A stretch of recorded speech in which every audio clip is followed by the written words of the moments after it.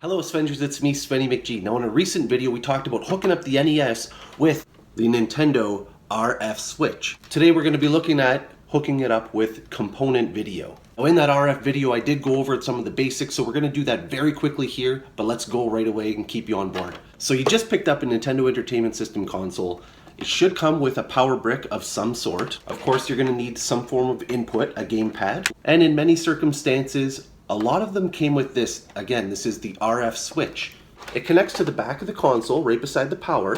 It uses an RF input and it goes into the back of the television using coaxial. Now the Nintendo Entertainment System was unique in that when it debuted back in the 80s, it actually also had on the side here, front facing, this will be to the left. On the side it actually has a video and an audio out. So it actually separates the channel. Now this is significant because RF sends out video and audio over one channel, and for a lot of people they say it can get muddied, the sound can be degraded, the video can be degraded, so this is maybe not the best way to get output from your original Nintendo console. In addition to that, again, perhaps you bought one of these secondhand, maybe now in 2022, and you didn't get the RF signal. What that leaves you with is trying to find a way to connect this here with component cables. Now that's where these come in. These are those 3-prong, and we don't need all 3 obviously because there's only 2 outputs here. In fact, I have a second set of cables here that only has 2 cabling to it.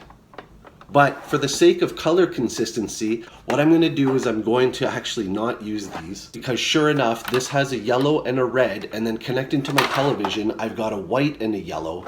So somewhere in there, someone's going to inevitably get lost in the comments, and that's okay. That's what this video is here for. It's meant to be educational and help out the gaming community. Let's just pick one of these. So what I'm going to do is I'm going to stay consistent with the yellow. The yellow will go to yellow here on the side of the console. Having connected that, I will use the other end of a yellow, and I'm going to connect it to the front of the television right here. Now all I have to do in order to get the audio to come out of this Nintendo and display through the television is make sure I just stay consistent here.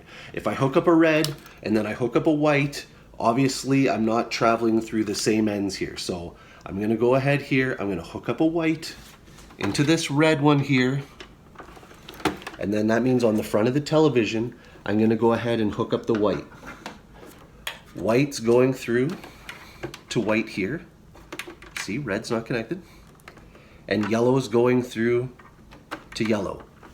Now does it really matter? No. Any of these 3 cables, red, white, or yellow, will support sound or video. They can stream either of those channels through them. Again, going back to that RF, that is a 1 mono audio going through the system to the television.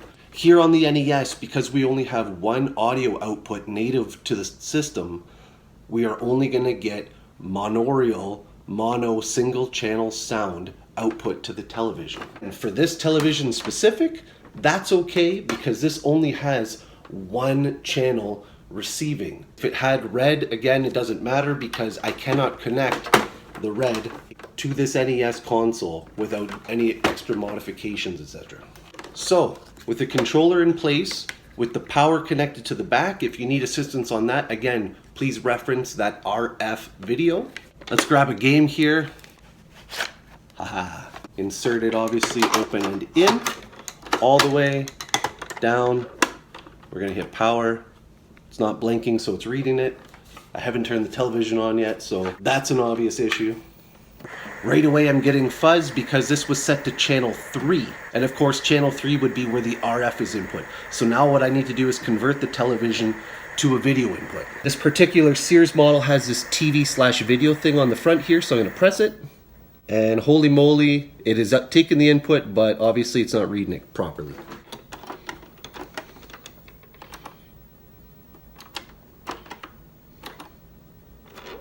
Looks like we're making money here. Man, how fantastic is this game? So again, some people will argue that actually using the component is superior to the RF because again, we're splitting the signals out.